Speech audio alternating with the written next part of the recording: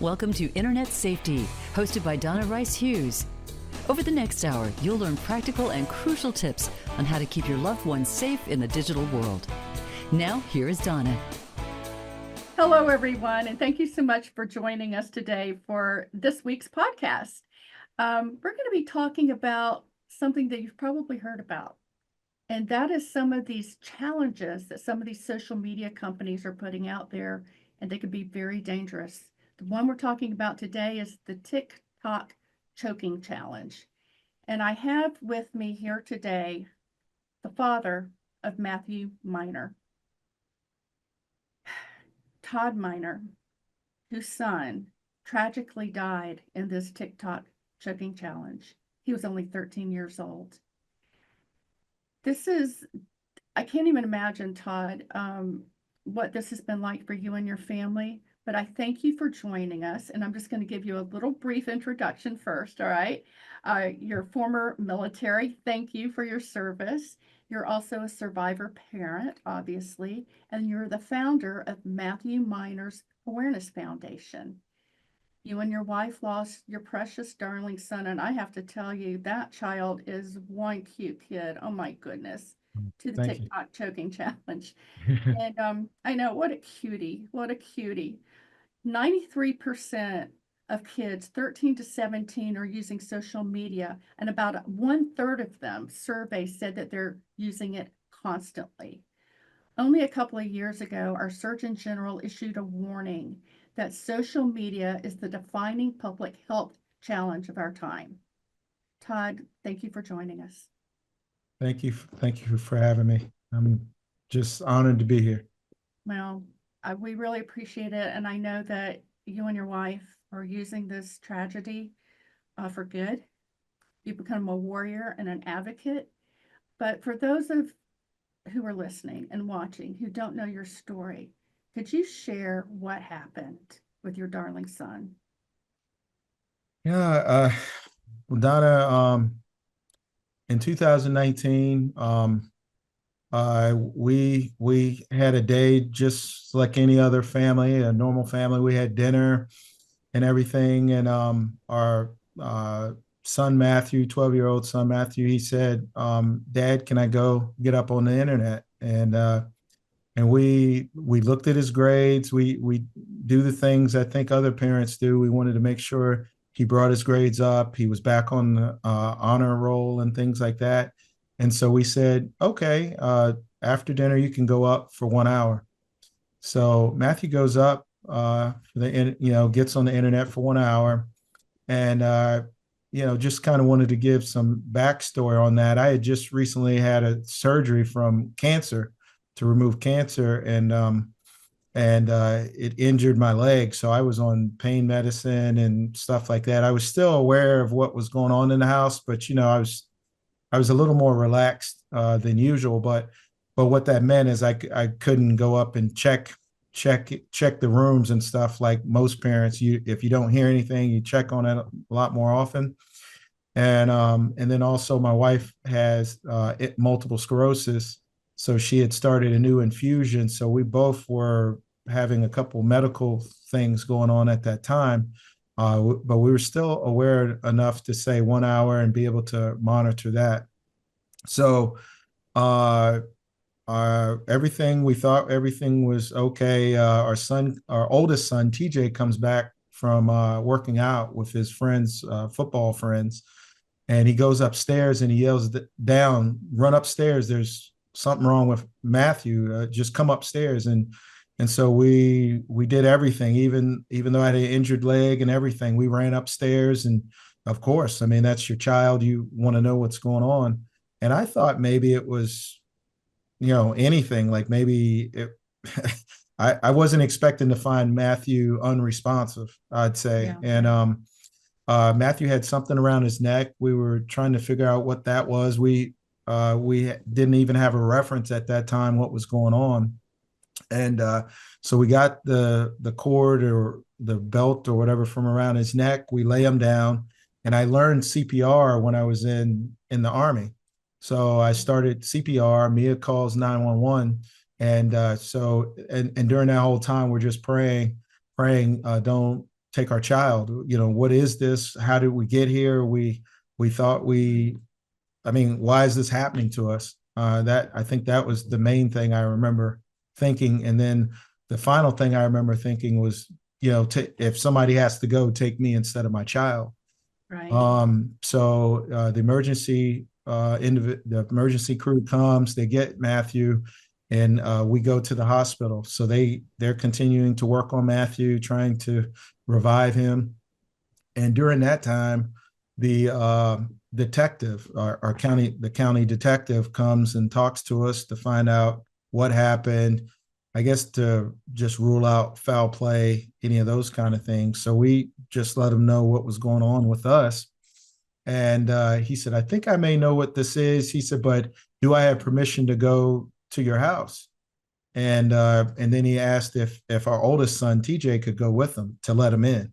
And we said, yeah, fine. I mean, we didn't have anything to hide or anything. And also before he left, we had a nanny cam from Vivint, and it played out exactly what happened in the house. They had a picture of what happened in the kitchen and us sitting there and TJ yelling down and us running upstairs and everything. So the detective looked at that before he even went to our house. So he knew it didn't have anything to do with us automatically. Right. So he goes to the house, and he from when he comes back, he checked Matthew's devices, and he said, I think this is the choking challenge. And we said, well, what is that? The choking challenge, blackout challenge? And he explained it to us that kids would cut off their airway, either for kind of euphoric feeling, or most of the time they do it for the likes that they get. They usually have an audience, somebody that witnesses it, and they'll get likes on social media, TikTok, and also YouTube also has it. And so he let us know that the last two applications that Matthew accessed, or the only two he accessed that day, were YouTube and mainly TikTok. But he couldn't ascertain who he communicated with, if he chatted with somebody. All that stuff disappears if you close the app. I guess it gets rid of the any text that you may have sent out. So all that was, we were thinking about all these things, and then probably at 2 a.m. after they worked really hard to try to revive Matthew, they came and told us that Matthew unfortunately passed away. And I think that was probably one of the longest walks that I remember us taking. It seemed like everything slowed down. It seemed like the hallways got longer and everything, because we had to, even though they said they needed us to go identify Matthew. And we said, why do we need to identify Matthew? We just had dinner. I mean, everything happened so fast that we couldn't understand that. I guess that was just something officially we had to do when you lose somebody. And so we go in there, and I just remember that it just looked like he was sleeping. It didn't, I mean, that's all I remember. It just looked like he was sleeping. So we just kept trying to nudge him to, wake up, like, just get up, let's go home. I think we were just in shock. Yeah. And another thing I remember, after we did that, we started walking out, and we're still in shock, of course, but we walked out, and all the medical staff for the hospital kind of lined up on each side of the door, and they were just consoling us, because I think Matthew was the youngest person to pass out of that hospital, either at that time or in an immediate time frame. And so everybody gave us condolences and all that, and then we went home. And so that was that. But I mean, that was the passing of it. But then fast forward to, the school asked us to have a tribute, so the kids that are young could give reflections or participate with the reflections and give their condolences and everything without actually seeing Matthew's body, because they thought Right. that would be very disturbing for the young children. And so we agreed to that. So we had a tribute. And I remember at the tribute, it was just everything that we heard as far as Matthew looking out for others and making sure that other kids weren't being bullied, and showing them around school. And they had a nickname for him. They called him the ambassador of Akakit Academy. And so, at the time when you're going through stuff, you may not register all of that, but we started registering some of that later. But the pastor gave just spoke very well, just talking about God and the angels, and God needed Matthew more to do work on the other side as an angel. And but then the pastor asked the young people, what you guys know about these challenges, don't you? And you could see the kids, their heads kind of popped up, and they just started shaking their heads. They said, you've probably participated with this blackout challenge. And you could see them kind of look from side to side and just, wow, yeah, we have. And so I said, you know what? Even in my grief, I said, I'm going to try to pull one of them to the side to find out more later. But that was just a mental check. But you could see all of the kids in Matthew's class that attended, they were all shaking their head. They all knew about it and everything. And that's when I kind of nudged Mia, but we were still crying, of course.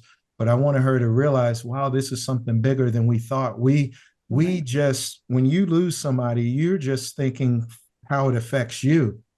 And we were, it was just put right there. God just put it right in our face that, I mean, this is a whole community, a whole generation being affected by this. That's right. And I can only imagine you probably hadn't even heard of these challenges at the time. No.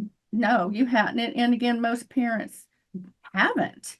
And that's one of the reasons that I am so grateful to you. And I'm sure that the parents and grandparents listening are grateful to you and your wife for now becoming such a warrior and an advocate to educate others that these dangers, these risks are real, and that your own child isn't immune. And I want to drill down on that just a minute, because when you and I talked yesterday in preparation for this interview, you told me, you said, Donna, we thought we had everything locked down. I mean, you had controls and time limits and all these things put into place. And you just were like the on top of it digital parent. And yet this happened in such a short amount of time. What did you have in place? And in looking back, what would you have possibly done any different? Now knowing what you know about how dangerous these sites are and how quickly these kids can just go into something that they actually think is probably a fun game. And Todd, before you answer that, you and I were talking about this, and okay, I can't see anybody's hands coming up, when they're listening to this podcast, but I can remember when I was young, and you said the same thing. We had these kinds of challenges. There was no such thing as the internet or computers back then, but we would do things like passing out and everything, and to get, and it was crazy. And we never thought it could harm us, or much less end our life. So don't you think these kids don't realize how dangerous this can be? Yeah, I think from when I was looking at some of the videos, they show the kids getting back up, laughing, or when they're doing it, doing the choke out, kind of the demonstration, it's all this laughing in the background, like that audience laughter and stuff. And then they show the kid just pop up with their hands up as if, hey, no problem, I can do it, you can do it. Right. And then they also have some that are kind of like cartoons. But to get back to, you had asked what we had in place. We had a real nice router that we have, and it was made by I don't know if you want me to mention the you can mention brand. Yeah, it's made by Amplify, and with that, you're able to break the devices down by person. So I went through and I broke down everybody's address devices by, myself, my wife Mia, TJ, that's our oldest son, and then also by Matthew. And then depending on how the kids were doing in school and those kind of things, I could set time limits based on that, and it would turn off all their devices as long as you added it to that Right. group. It would turn it off. And so, in a lot of my background, I'm IT trained. I did a lot of security stuff for Homeland Security, so I had a lot of physical security and IT security background. So I think for me, it hit really hard because it was my job to keep other people safe as well as my own personal family. And I think it was just, if I realized if you don't know what to look for, you can't protect against it. So if you don't know the names of these challenges, which they keep changing, if you don't Right. know what they're all about, it's hard to even communicate that. But I think what I would do differently is I would talk with my kids about the challenges in general, and then also try to drill down as much as possible if they're participating with these challenges, and if they have friends that they know are participating with those challenges, and then also maybe ask them if they ever thought about participating in the challenge, even if they haven't done it yet. Are they thinking about it? And then, hey, if you ever, just let them know, just let your kids know. And I would, my door is open. I'm always here to discuss that. If not, if you don't talk to me, talk with somebody, another adult, an aunt, uncle, because sometimes they may not want to talk with their parent, but they will talk with their aunt or older cousin or somebody, and Right. then they could maybe share that information with you. And I think you're so right. We always encourage parents, and if you're listening or a grandparent, it's so important to be that trusted adult and to recognize that your child's not immune. There's some really dangerous areas of the internet. Social media, of course, is one of them. Online gaming platforms, predators and traffickers are using all these different platforms and the internet in general as our pornographers. There's just a whole host of risk and dangers. And I do believe and strongly encourage parents to talk to their kids about the dangers and the risk and just be really honest about what's out there. And that your job as a parent is to make sure that they're safe when they're using this technology and to stay on top of it by implementing these kinds of tools like you did with the router controls and time controls, filtering and monitoring. And we're going to talk about this a little bit more in detail, but also having those regular conversations that are very detailed. And I love, Todd, that you said this, but I just want to reemphasize it. Sometimes it's easier to get your kids to talk about what other kids are doing and say, hey, have you noticed any of the kids in your class talking about sexual content online or sending nudes of themselves or doing a challenge on social media or talking to a stranger, and they'll usually pipe up and tell on their friends, right? Yeah. And then Yeah. you can get them into that conversation. Well, have you ever thought about that? Well, yeah, Mom, I actually have already seen this and I've already done that. And you can start to have these regular conversations, right, Todd? Yeah. And one thing I wanted to say, and you kind of touched on it, Donna, but I think we thought like other parents, we thought it would never happen to us. You kind of hear little things on the news as you're kind of getting ready for work in the morning, having your morning coffee. You're like, oh, okay, well, I thought, hey, I had all these protections in place. I talked with my kids. I thought what I was doing, and so I think I just kind of wanted to make sure I kind of brought that up because even in kind of our chats out in the community and things like that, we got some of that feedback. Oh, that would never happen to us. And we're like, hey, we thought Right. that too, but look where we are now, so Yeah. so please take our card, please take a flyer, please listen to these podcasts like yours here Mhm. to just make yourself smarter, make ourselves at least more aware, just more up to Right. date, I think, on what's going on. Right. And realizing that your child's not immune no matter what age they're on. If they're connected to the internet, whether it's through their smartphone, their laptop, their gaming device, if it's internet connected, they get all the good that the internet and the digital world has to offer and all the bad. And there are a lot of criminals out there that are purposefully, using this technology. And of course, we know the social media companies are putting profits over safety. And we're going to talk about that a little bit later on. But there's something that you told me as well, Todd, just briefly mention that even after Matthew passed, that a friend of his, another boy, took the Yeah. choking challenge, Yeah. Yeah. right? We, one of the young people that played football with Matthew in AU, the small league, I guess. And his parents, after we created the foundation, we started the website, and I think we started the scholarship, and we just started with the scholarship just to kind of get our feet wet and put things out there.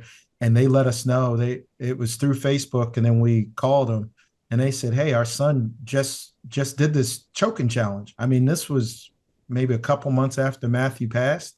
Right. And they said, wow, they said, your work, it just, you creating the site and creating your Facebook page, let us know what to even be in that space, to be aware. So we didn't hear anything from our son. We went to check on him, everything, and they found him while he was participating with that. And fortunately, they were able to save him. He's alive and well now, Right. graduated high school, going into college and everything. So I think that was a kind of an immediate message, from God, that Right. we're on the right path. Right. You use your pain for something bigger than you. Don't waste your suffering. And this is so important. And I see it all the time in so many people's lives. And again, I just applaud you and your wife and your son, TJ, too, Yes. because you've all suffered a great loss. Um, so we talked a Thank you. little bit about, how you got through it and how important your faith was, and also friends and family, but then putting all of this pain and suffering into something positive. So just briefly tell us about your foundation and your scholarship fund and how people can go and get that information. And then we're going to get back to, what did TikTok do when you reported this, but hit on that other first, all the positive that you've done ever Yeah, since. yeah. Our foundation, we have a annual college scholarship. We award scholarships each year. It started as a DC, Maryland, Virginia based scholarship, but now it's nationwide. We're Mhm. still currently receiving scholarships. If your viewers want to find out more about us and our foundation, we're at MatthewMinerFoundation.org. They could also find us on Facebook under Matthew Miner Awareness Foundation. So we have the scholarship. We're working with the Prince George's County School System to create a junior ambassador program that would bring awareness, and try to train the young people on, if these things happen. I think we're focusing it more as a leadership development program, but still we think that we'll be able to get the other information as things come up. It's more, digital awareness, digital knowledge, and Right. education there. And then also just speaking out, just our advocacy work and stuff. So, Well, thank you. I mean, that's so exciting. And oh, you may not know until the other side, until you get to heaven yourself, the lives that you've touched and possibly the lives that your work has saved. So thank you. yes, Thank you thank for you, that. Donna. One thing I forgot to mention is we do have a monthly podcast, if it's okay to mention, on building resiliency. And that kind of ties in with what you had mentioned with us. I think if I didn't have my faith in God, And the Lord Jesus, I don't think, I know we wouldn't be where we are now. Um, Turning our pain into good, and knowing that God put us in on this path so others could hopefully not have to go through what we've gone through. So I did want to touch on that our faith is strong. I think, like even in the grocery store and things like that, it's just I know I have my faith that Jesus is my rock Yeah. and my refuge to get me through. So I just wanted to make sure that was just wanted to share that with your viewers. Well, thank you. Thank you, because you know what? That's your testimony and that's your story.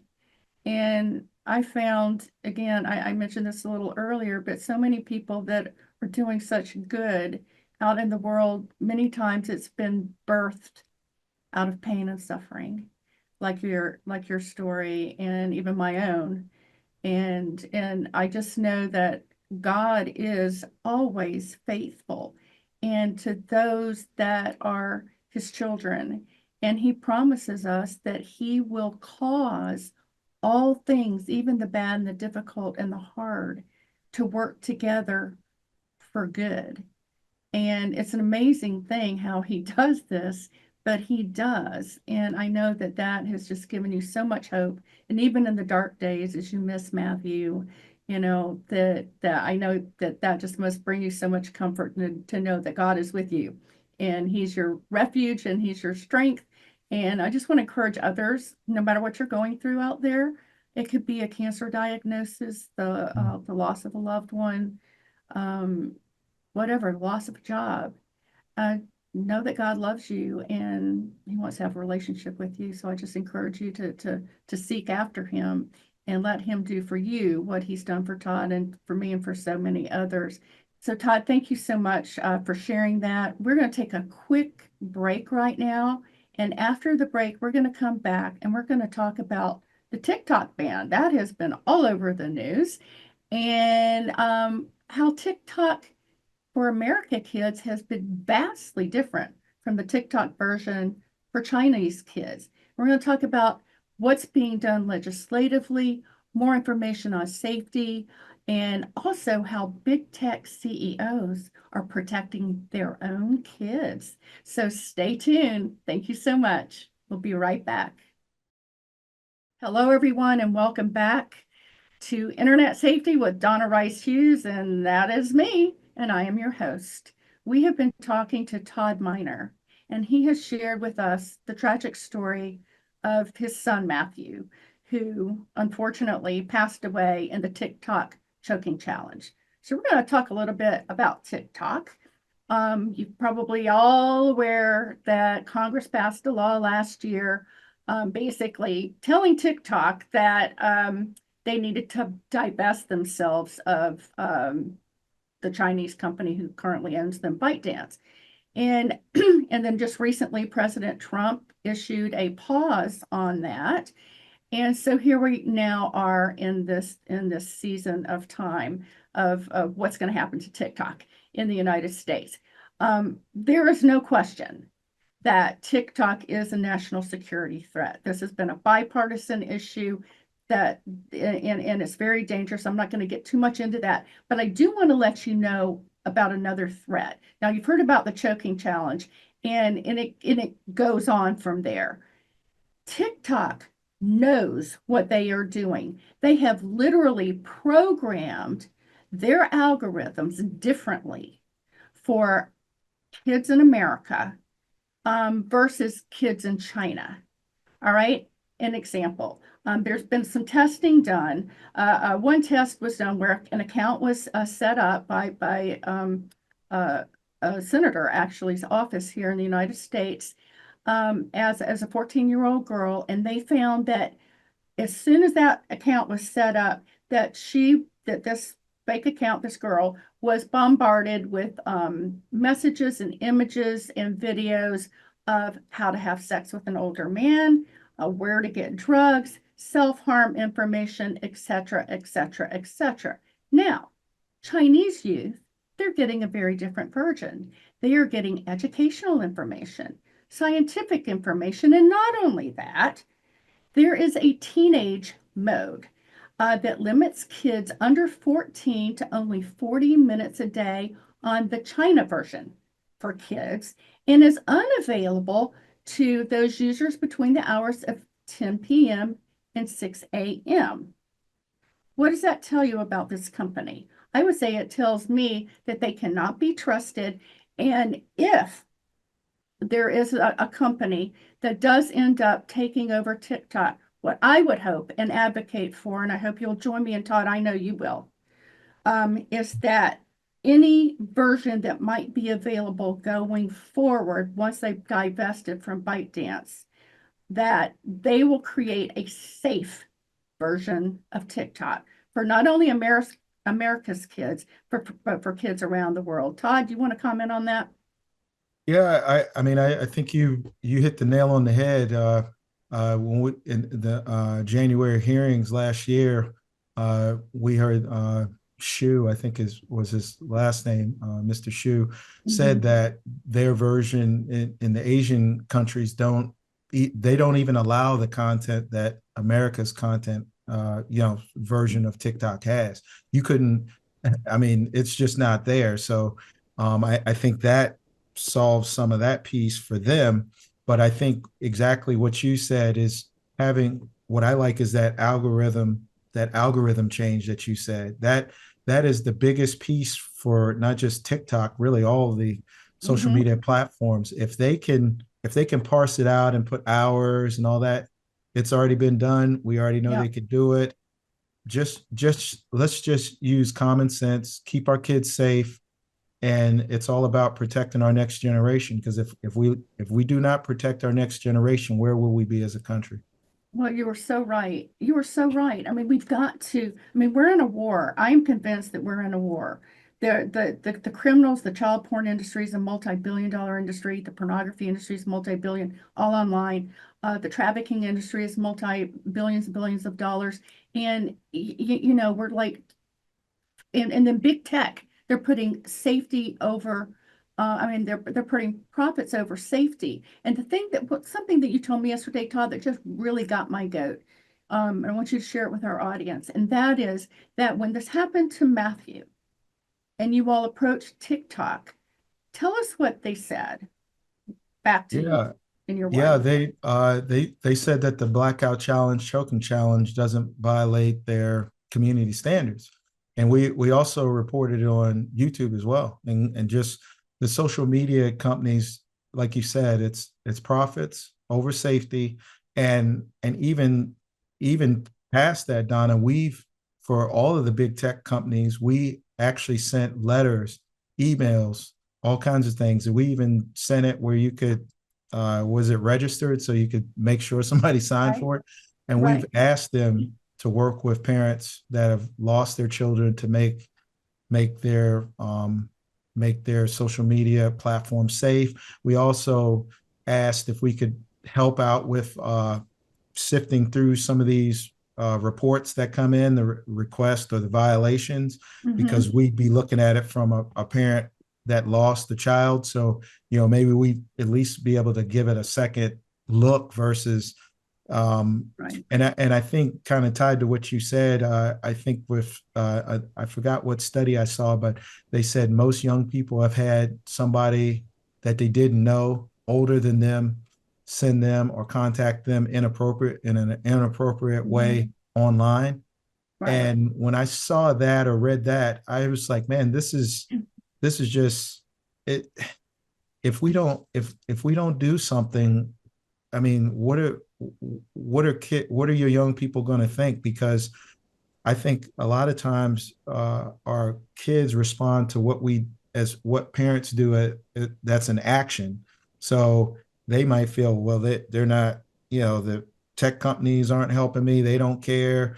And then us as parents, we try to report it, but there's no way to affect it. But that still does drive a wedge between our young people and the parents, because they're like, oh, they don't understand, because we may not be online as much, so that cry for help that connection isn't happening all the time.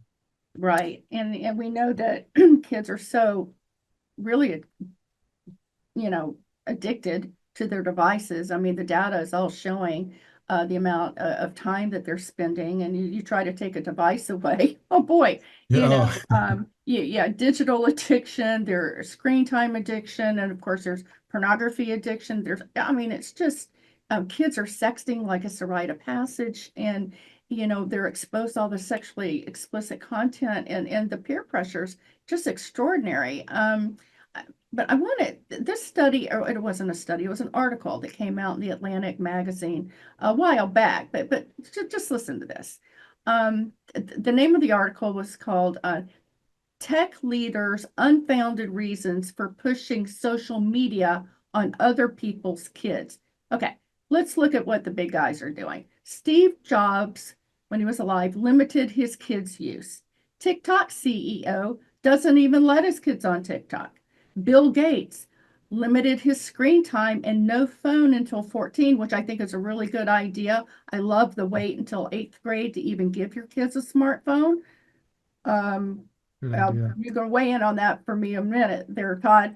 Google CEO, no phone for his 11-year-old Zuckerberg, monitored his kids' screen time, no photos, sharing on Instagram.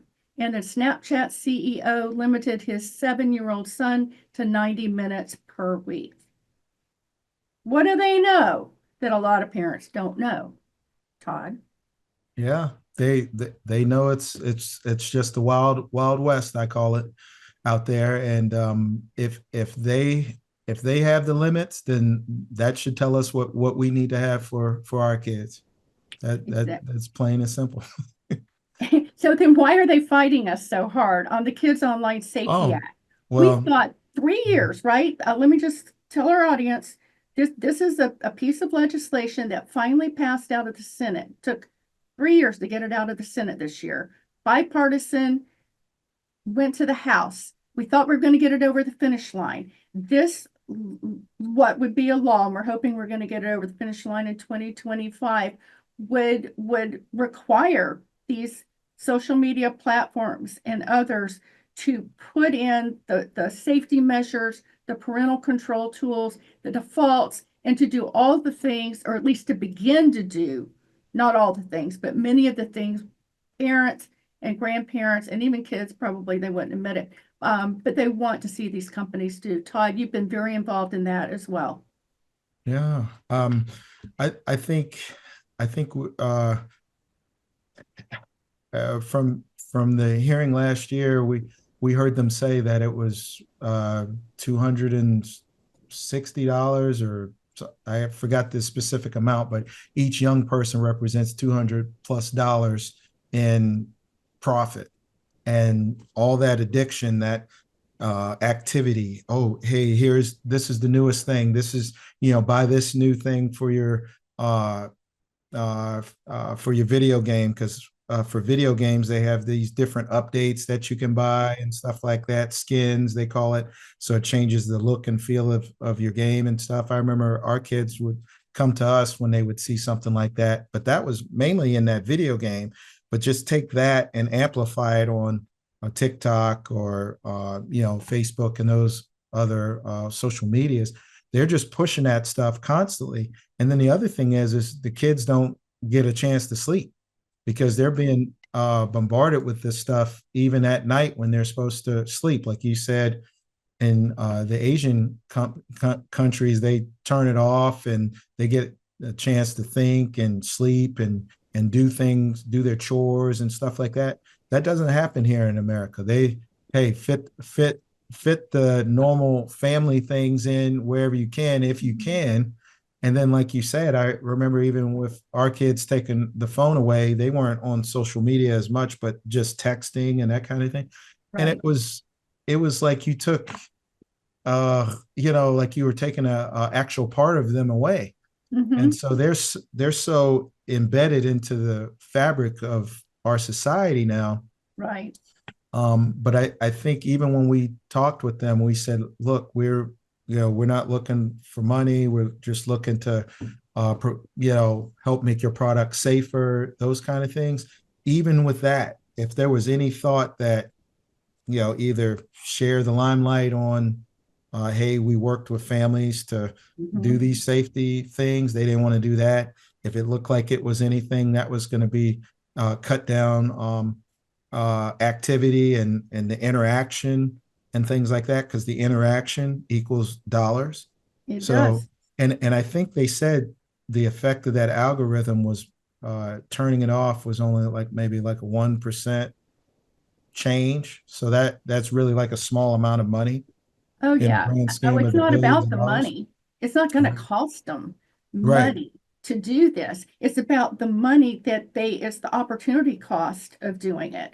Right. TikTok, here's the data on TikTok, was making $2 billion in revenue from kids age 13 to 17. Mm. 2 billion a year. Okay, that's some serious dough. So it's not about what it's going to cost them to, or and same with the other companies. Okay, they're making money off these kids, and I think Right. that Zuckerberg was wrong when he said each kid is worth, almost $200 or whatever. It's more than that. I would suspect when you really start to drill down and ad revenue, clicks, and everything else that they're getting. Plus, they've got an ongoing customer for life because this is really like digital cocaine to these Mm. kids, and Yeah. they know that their algorithms are addictive, and yet they do it anyway. And this is where Congress has got to get in there and do something. And we work. And by the way, we've got a fairly divided country, as far as politics and partisanship, but protecting kids online is a nonpartisan issue that has wide bipartisan support at the federal level and also at the local level, right, Todd? And you helped get a Yeah. law passed in Maryland, didn't you? Can you tell us about Oh, that? oh yeah. We worked hard to get the Maryland Kids Code bill passed. Multiple trips to Annapolis, Maryland, testifying and sharing our story, along with another parent, Christine McComas, who's a Maryland resident, and she lost her child Grace as well to online challenges and Mhm. things surrounding online. But one thing I remember is how the council, or yeah, the council that we were testifying before, when we got done, the tears in their eyes. Just, I mean, it's we're imploring, we're trying to give everything that we got so other parents don't have to go through this. It's, like you said, it's not about, it's not a dollar thing, because they got plenty of that. And Right.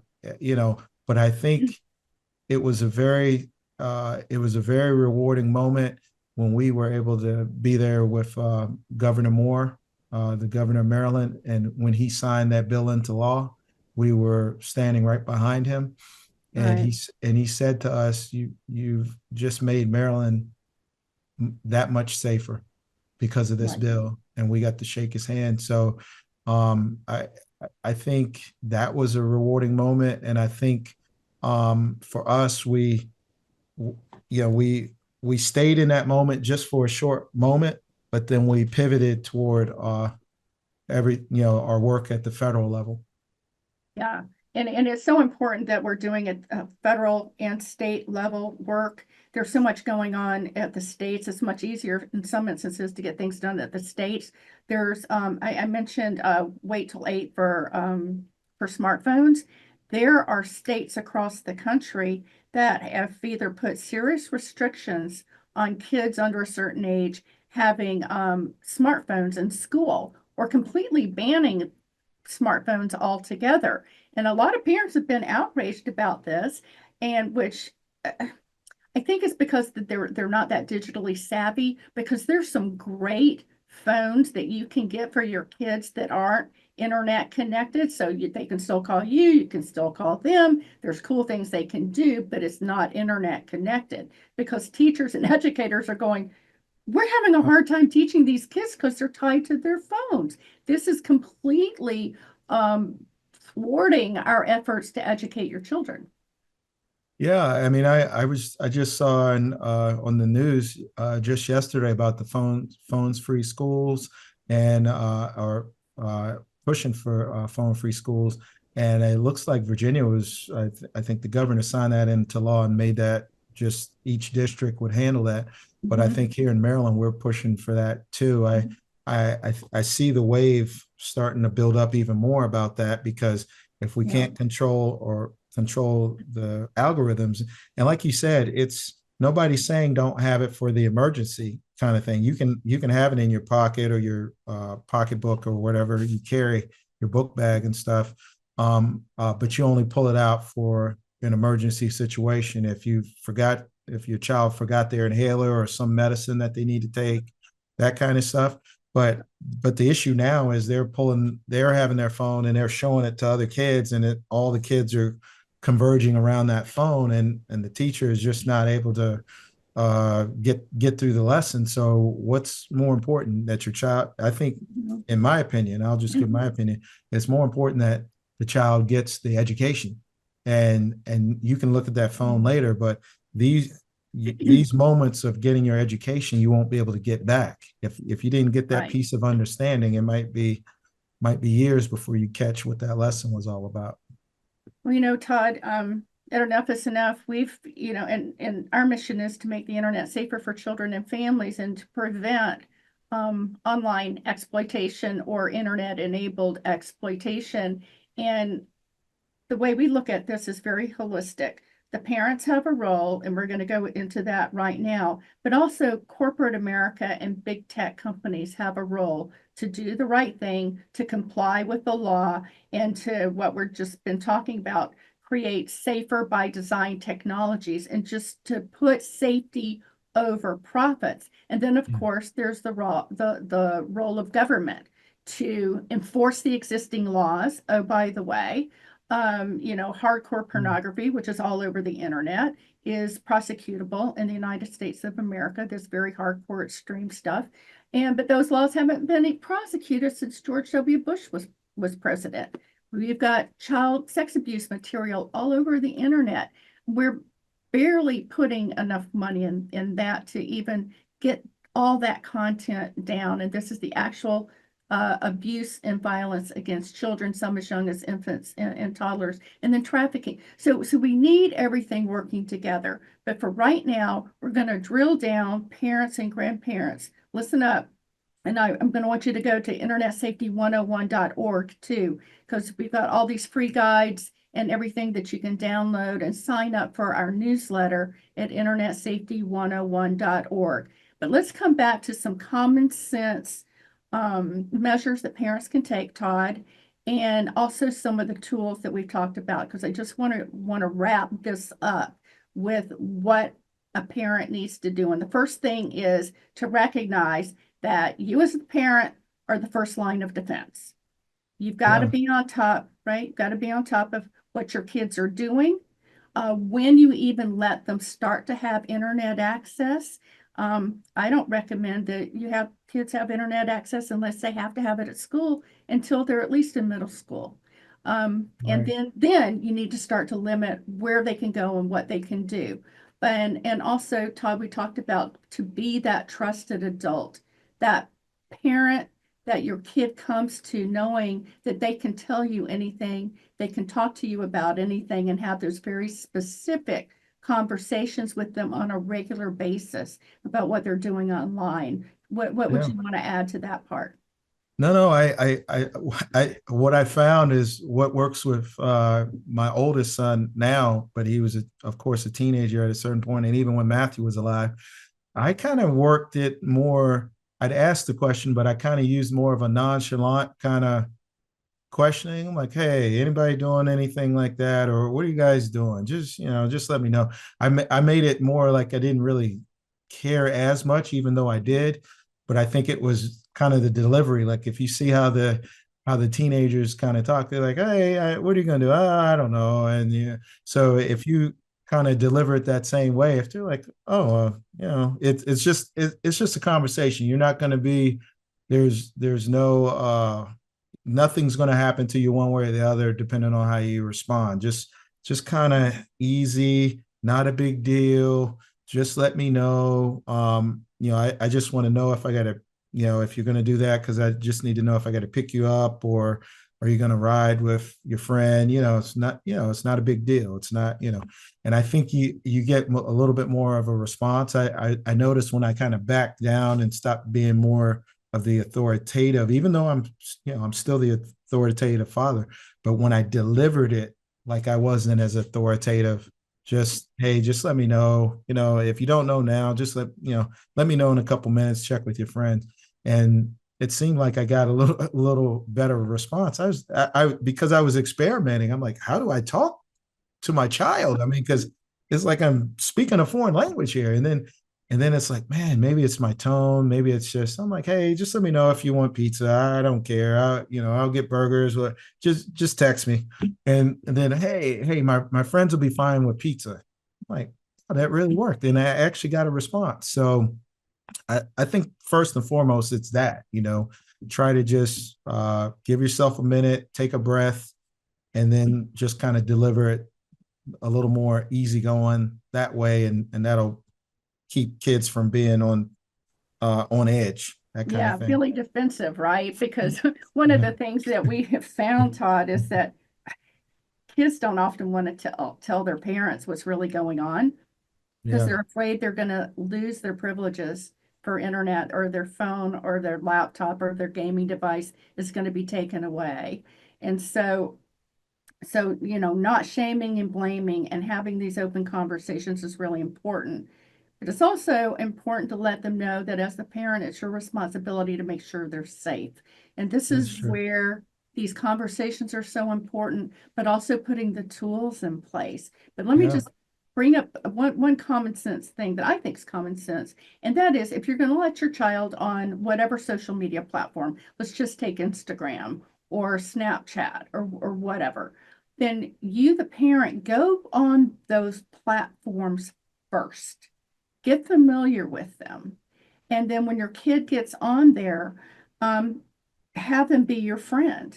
And so you say, look, I'm just going to monitor from time to time, especially depending on their age. And by the way, kids under 13 aren't supposed to be on these social media platforms anyway. But get on there yourself, so you're familiar with how they work and what's going on. And you might be surprised with what you see, right, Todd?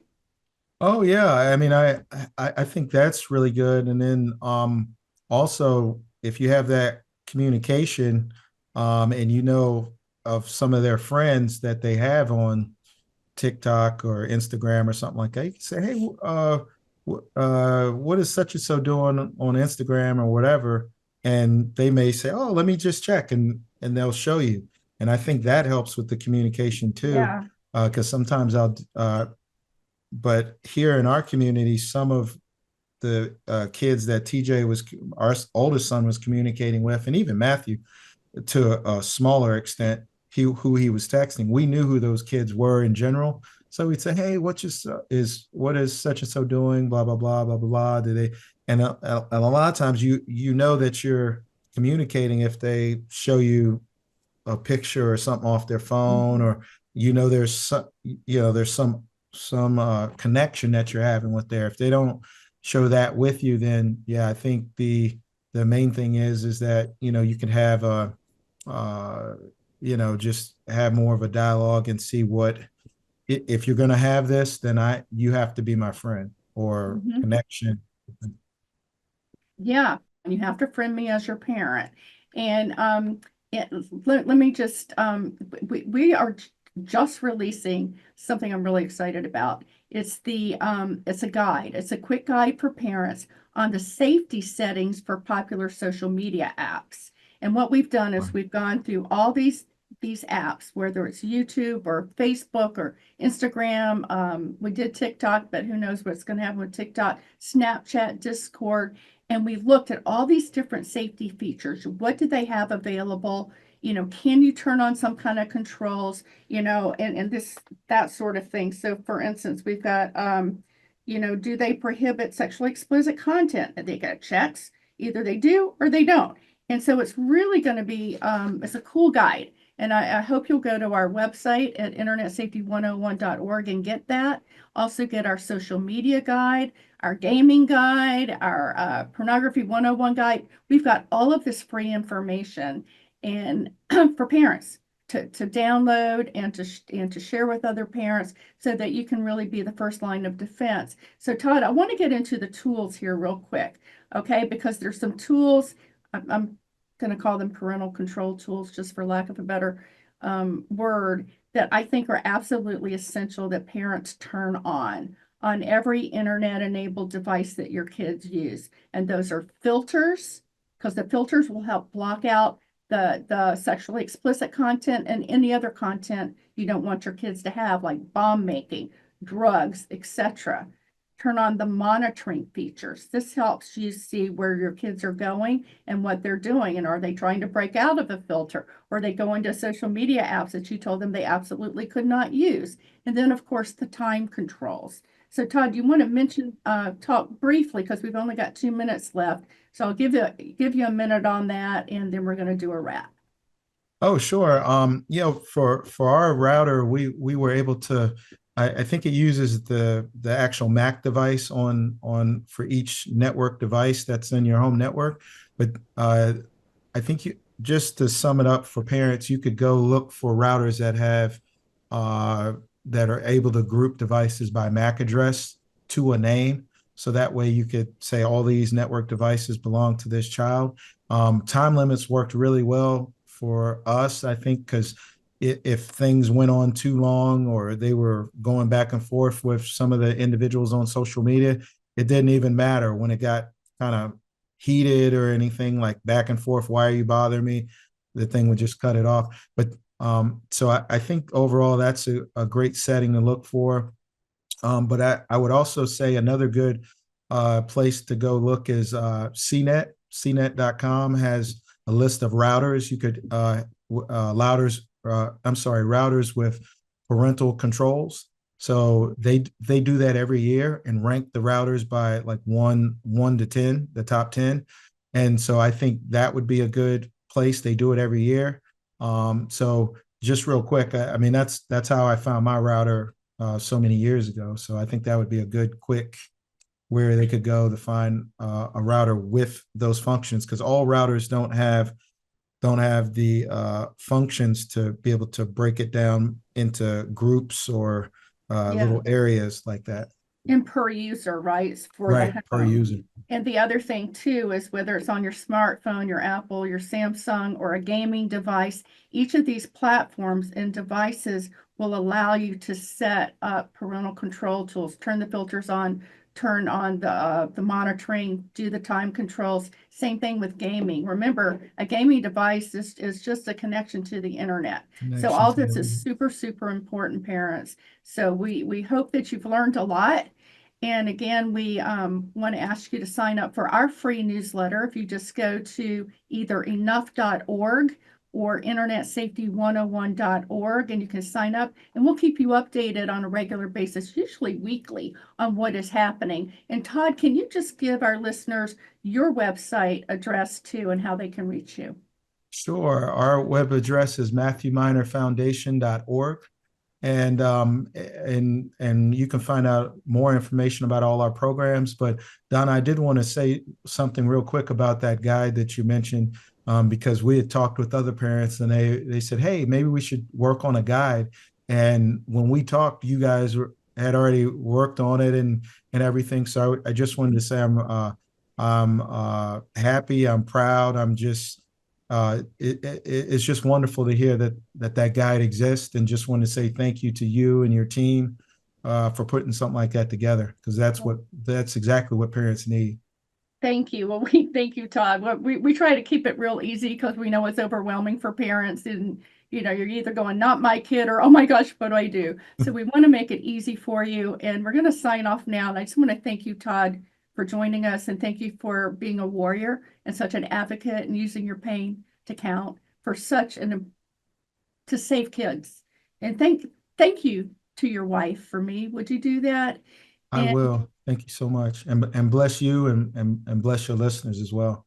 Well, thank you. And I'm going to sign off with this, and I hope I can get through it without crying. But one of my dearest friends who walked with me through a very hard time in my life a number of years ago, almost 37 years ago, just passed away. And she was always such a positive influence. And she taught me a lot about using my pain to count for something bigger than myself. But she would always say, and it's still on her voicemail message, and even though she's in heaven now, and I want to leave what she would say to us all the time, and that is, if you see someone without a smile today, give them one of yours. God bless. Thanks for tuning in to today's episode of Internet Safety with Donna Rice Hughes, designed to educate, equip, and empower you to keep your children and family safe in the digital world. Until we talk again, have a beautiful and safe week.